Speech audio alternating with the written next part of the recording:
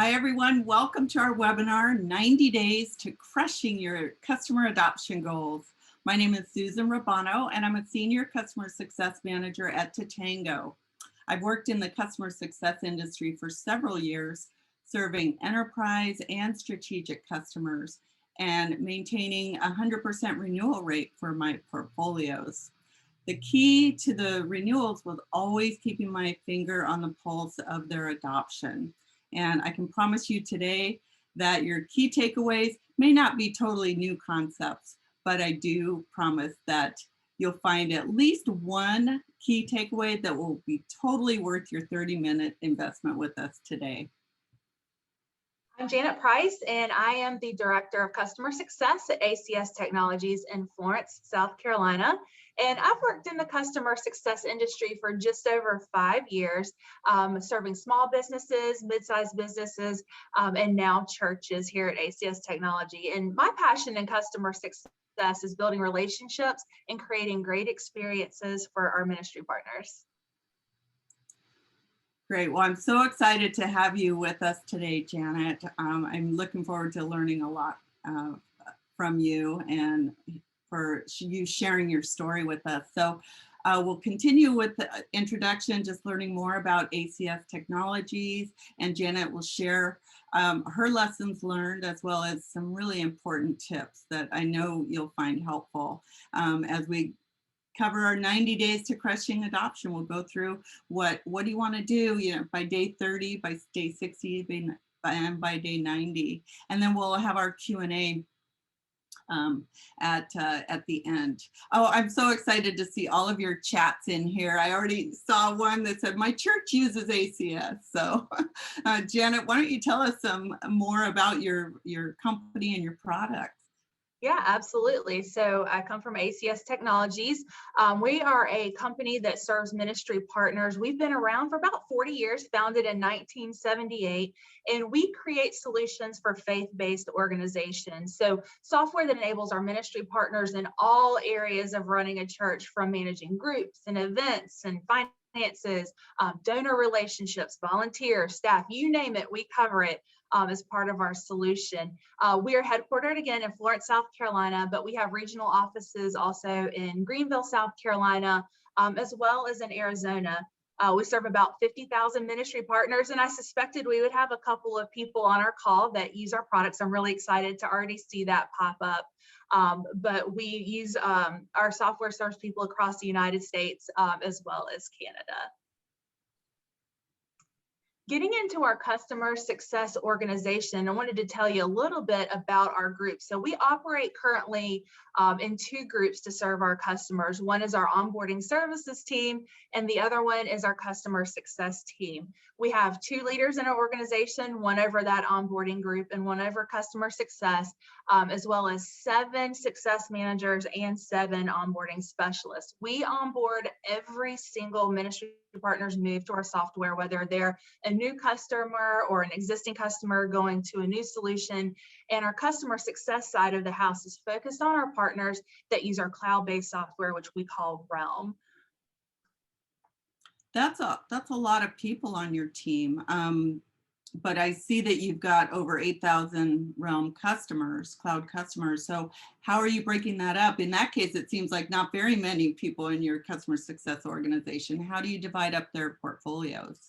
Yeah, so for our customer success managers, we look at our accounts in 3 different ways. We split them up into a high touch category, a hybrid touch category, which gets a little bit of high touch interaction and some digital, as well as a digital set of customers. So our high touch customers, we have about 90 to 100 of those in each customer success manager's book. And then when you get down into our hybrid touch customers, we're handling about 100 to 150 accounts for each success manager. All other customers that use that product fall into our digital sector. Okay, wow. So when we jump into looking at adoption goals and how we do that over here at ACS Technologies, I wanted to start at the very beginning and some work that's been done by our onboarding services team over the past couple of years. And the first thing that we looked at when we were talking about how to make a better experience as far as our customers' journey and when they get to adoption, we have to first ensure that they have a great onboarding experience as well. So I wanted to mention this really quick, that adapting is the key to successful onboarding, and it has to be seamless here at ACS Technologies for our customers. So we wanted to make sure that that handoff from sales to our customer success organization was in fact frictionless. So I want to give a little bit of a review of how we used to do it and where we're going. So in the past, the gap between sales and our success organization sometimes created a little bit of a gap and some miscommunication between sales and our customer success organization, as well as between our organization and the customer. Because of this communication and our strategy, it took us longer to get our customer active into the software. So when we first started, it took about 66 days from our customer to go from point of sale to being active in the software. And so what our onboarding services team did in the leadership over there is they took into account how those experiences were happening, and they created a onboarding kickoff call between sales and the customer. And sales is actually responsible now for setting up that call and telling the customer what's going to happen on that call, set that expectation, who they're going to be working with. And all of that is scheduled ahead of time, so the customer is aware of who they're going to be talking to, when that's going to happen, what they should be prepared to bring to the table. And just putting those changes into place allowed us to take our cycle time from 66 days down to about 34 days, which is where we're sitting now. And let me tell you, in 2020, what that did was created an additional about $150,000 to the bottom line here at ACS Technologies, simply because we were using a process that was getting our customers into the product sooner. So we feel like we could do even better with that. And in the future, what we're going to be doing is we're going to be introducing customer success a little bit earlier in that sales process before the point of close to help aid as a closing tactic for our sales group. And make it a market differentiator against the competition. And then also really start building those success plans with the customer, understand the reason why they're buying our software so that we can set them up for success and make that process even more seamless in the future. That's amazing. First off, to be able to cut your onboarding process in half, that's fantastic. And the money that you're saving, that you added your bottom line, is phenomenal. But I think on top of all of that, what you've done is you've sped up that time to value that your customer has been able to get from your tool. So that's really commendable. So congratulations. Definitely all the credit goes to the leadership in that group. That happened. So once we got that part figured out and more seamless, I wanted to mention a little bit about segmentation when it comes to adoption. So we've been living into our customer success journey for about 4 years here at ACS Technologies. In the very beginning, we used a competitive solution set, which we struggled to adopt, and we couldn't launch very well with our customers, and the data that was coming in, we just could not use it in a manner that worked for us and for our customers. So around year 2, we decided to launch with Tatango. And we created a new segmentation method. So we've always used denominational alignment with our customers so that our success managers can become experts in specific denominations, keep up with what's going on in that denomination, and really be an extension of that ministry partners group so that they're really there and know what's going on. And we continue to use that. But what we did is we layered on top of that the size of the church as an indicator of which segment they go into, whether that be high touch or hybrid touch or the digital touch. And we've learned that it helped us launch our organization and get us going in a pattern and some consistency, but we're learning that that may not necessarily be the best way to segment our customers. So in the future, what we're going to be working towards is taking into account the amount of time that a customer has been in our software solution to determine the frequency at which we reach out to them, how often we're talking to them, what we're talking about, so that we're there more consistently in the beginning of that customer journey and taper off over time as they become more mature as a customer and in the product and get used to it. So we're really excited about where we're taking our segmentation model in the future. And segmentation is such a big topic for customer success leaders throughout. And I love that you've, really adjusted as you've moved along. I also think that it seems like maybe the more mature customer might have a different set of adoption criteria than the beginning customer, right? The brand new user. Yeah, So absolutely. There's different features that they may take more kindly to the more mature they get in the product. The things that may not just be as critical in the very beginning are now becoming more important later in that journey. So yeah, it's been helpful. that's fantastic. So I wanted to get a little bit into digital adoption. So when we talk about how we crush our adoption goals with our customers, there's a couple of different ways that we look at it. We started off with a high touch model, and now we're moving more into this digital adoption model. And I wanted to share some of that information and what we've learned from doing this. So what we did at our organization within customer success is we hired a person that's solely responsible for our digital adoption processes and our strategies. So this specialist researches the topics, comes up with the digital communication strategy as well as the execution. And those efforts are carried out via campaigns into Tango. So this individual came from us from our support organization, where he heard day in and day out the questions that customers were asking as they were coming into the product and they were new. And with extensive research going back, looking at support tickets and what our customers were calling in about and how often they were calling in about those things, helped them narrow this down into an adoption campaign that we call Did You Know?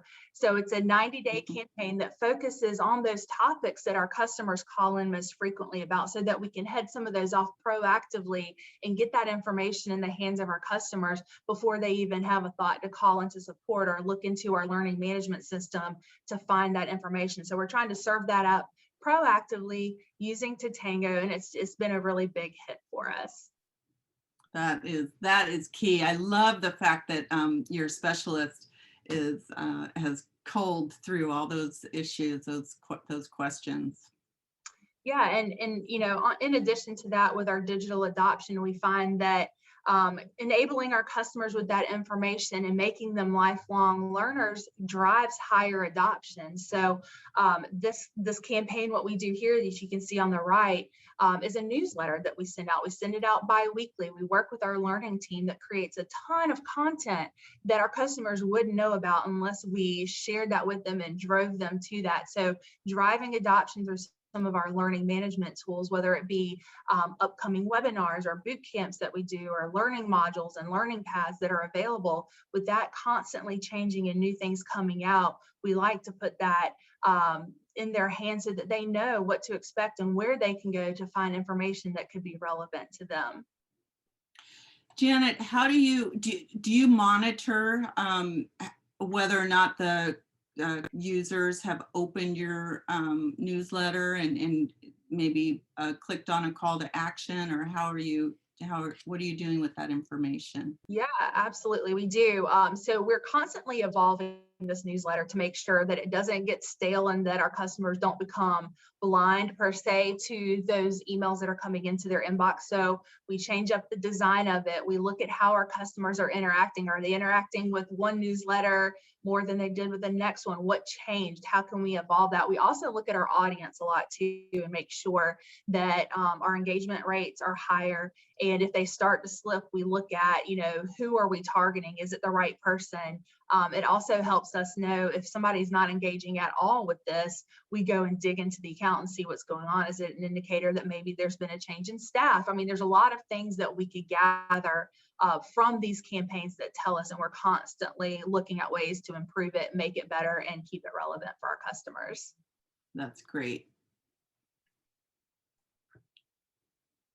So I would be leaving some really important stuff out if I didn't talk about how we use adoption methods for our high touch customers. This is the bread and butter of our CS organization. This is where we all started. And how we serve our high touch customers is through our success managers. We utilize success plays and tasks to drive relevant activities on accounts at 30 days after they've onboarded, 60 days, 90 days, to ensure that we're covering all the topics that need to be covered on a high touch level with our larger customers, and that they get that interaction and the same type of information that's actually going out to our digital customers. We're just doing that one-to-one. We also monitor statistics through scorecards and product health. You can see a snapshot below of some user information and how that works for us as well. And lastly, I wanted to mention that we use success plans. So our success managers with so many accounts in their portfolio do utilize those Tatango success plans to individualize and customize plans that they can then follow with that customer. And it helps keep us on track with deadlines and dates, and it's something that we can choose to share with the customer or keep internal. And using Tatango as that tool allows us to share that appropriately. And you can see an example here of one of our success managers and her task to herself in a success plan of making sure that she gets those events moved over from the competitor software into ours. So with that migration, making sure that it's seamless and all the things that they had before, we're continuing into the software. So it helps keep her on task and probably helps her keep her customer on task as well.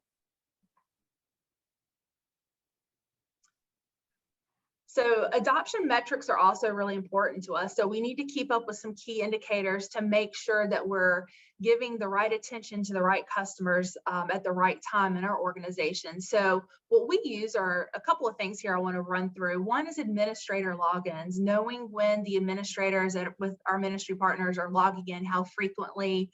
If we see that trail off, our software is something that our customers are in, every day.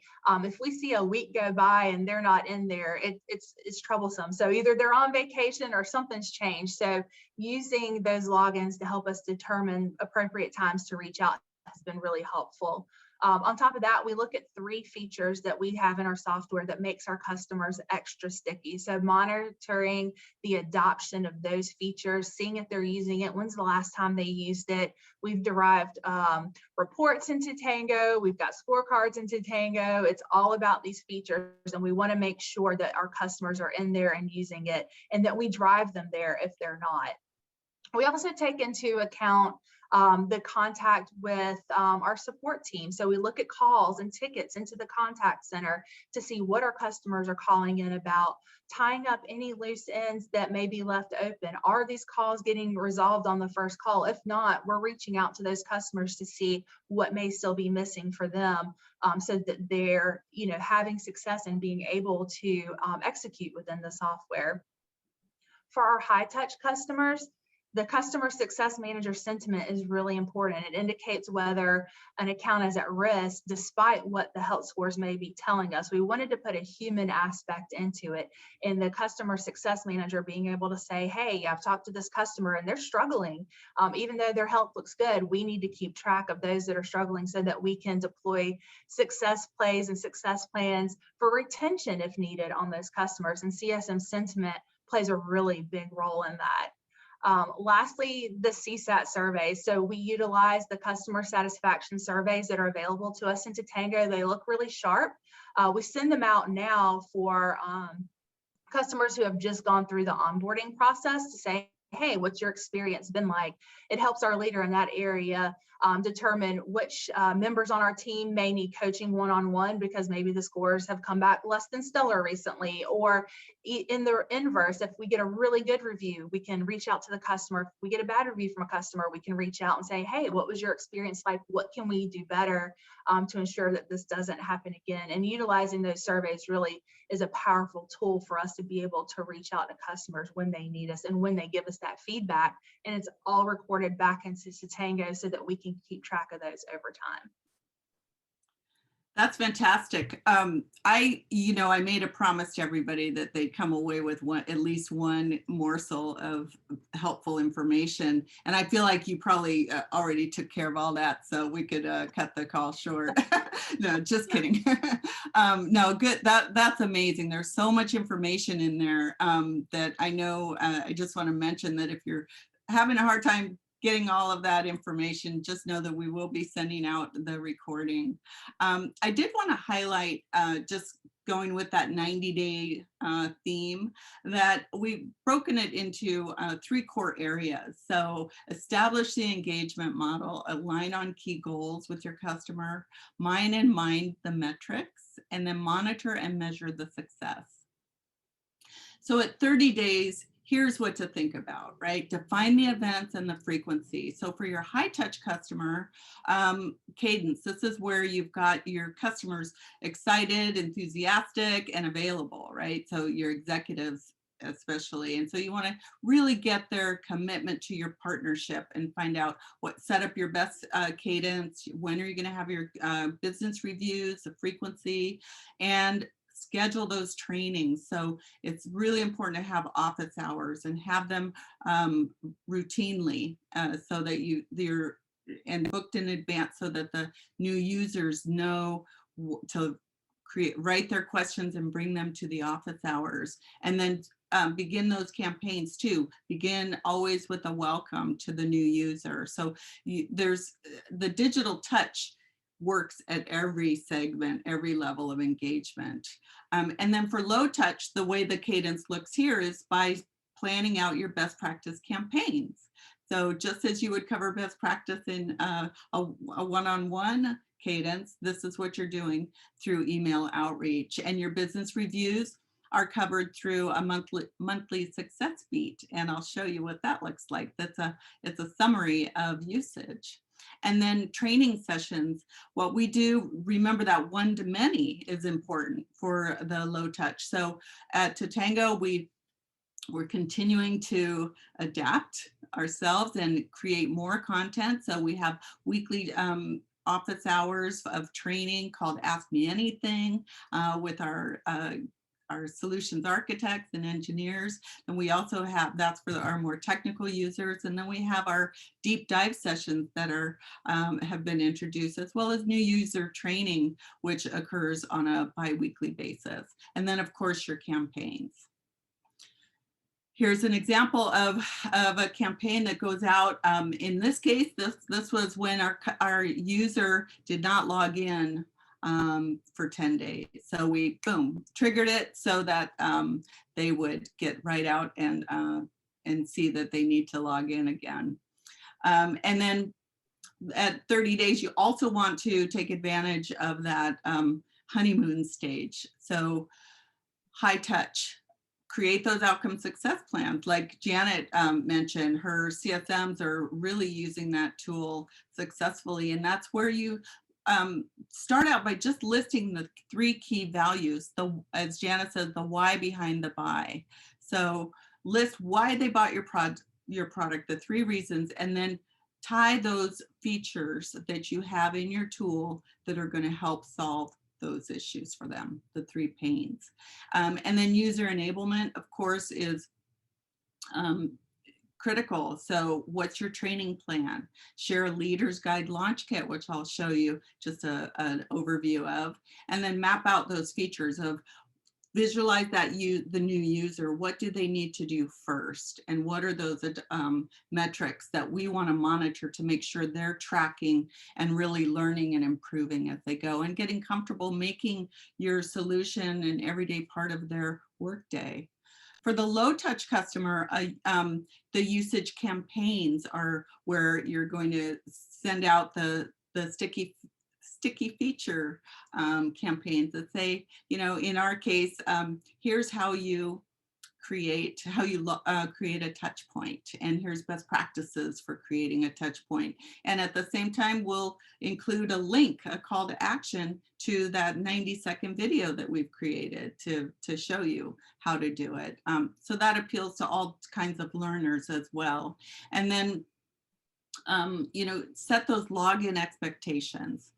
And then the user enablement, we've got those training resources online and resources through our Did You Know type of campaign. I love that you're doing that Did You Know. That's really fantastic.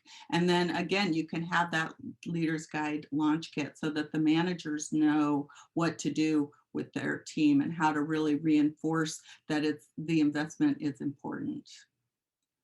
So just here you can see we've got our an example of a launch kit where we've told the manager what to do pre-launch, so before go live. And this hits before they're actually live, which one question was, how do you define the difference between onboarding and adoption? At Tatango, we once we do the go live training for our customers for the higher touch model, then or the low touch when the customer has completed the certain steps that are set up, then they're considered live. And then monitor user login. So it's just a guide, but I think it's been very helpful for our customers. Here's at 60 days, you want to mine and mind your metrics. So let Tatango do the mining for you. If you're a Tatango user, that's where the data, you set the criteria of tell me about the customers who haven't logged in for 7 days. And then you reinforce with that campaign follow-up. This is that success beat, which is the summary of the metrics and their each user's usage. And then the success measurement at 90 days, critical. You know, in high touch, that's when you sit down with your customer leaders and say, let's look at that outcome success plan. Let's look at our stats and see how are we doing. And low touch, it's saying, how's our license utilization? We should be at 100% or 90%. What are your goals there? And send out that quarterly NPS to see how they're doing, what they feel about your company and their loyalty, as well as the post-training CSAT, all similar to what Janet's expressed. So that 90-day path, this just shows that in your first 30 days, all of this is about building and still overlapping. So it's not like clear cut 90, 30, 60, 90. You can begin these processes early, but first 30 days, of course, define what is your communication strategy, go into your segmentation, engage, map that plan of engagement, whether it's high touch with a launch kit or low touch with your digital strategy. And then your campaigns, that's where your data kicks in and you're really looking at where are we. And then of course, the measurement of outcome success plans. Awesome. So I want to just cover some key takeaways from our webinar today on things that we can do to crush our adoption goals in the first 90 days. Make sure that you close the gap between sales and onboarding and adoption so that the customers have a frictionless and seamless experience. Also, don't be afraid to invest in your digital strategy for all customer segments, not just digital. Your high touch customers will get a lot out of a digital strategy as well. Adapting equals adopting. So act and make decisions based on the lessons that you've learned from other things that you've tried within the process. So always iterate and change and make your organization better. Leverage campaigns. Those campaigns are in Tatango to help us do our job so that we don't manually have to do everything. So help drive those desired adoption actions through the use of campaigns. In addition to that, we want to make sure that you reference support. Look at those tickets. Look at what your customers are calling in about if you have a call center, and create cases for proactive Did You Know campaigns. Use that data that's there to help drive the actions that you want your customers to take. Leverage digital engagement across all segments to help lead the adoption charge. You can use the same campaign for your digital touch customers as you can for your high touch and everything in between. Focus on key features. Pick your top 3 features for quick value and product adoption and take your customers down that road. Don't be afraid to do that either. And then adjust your focus based on features and the customer's length of time that they've been with you. So something that's very critical to a customer at the very beginning of their customer journey may not be as critical down the road, and you can focus on some more advanced features and things that your product has that maybe the competition doesn't. I hope that I kept my promise that you would walk away with at least one key bit of information that would help you with your adoption. I know we talked about also a lot about the onboarding process, and just to reiterate, you know, I think everybody's feeling that gosh, that transition between onboarding and adoption is so important to keep the customer engaged and happy. And you can do that through digital touch, and that digital touch can apply to every segment across the board. Well, take care, everyone. Thanks again for joining, and log into tatango.com if you wanted to sign up for that community edition as well. Give us a try. All right, take care. Bye-bye.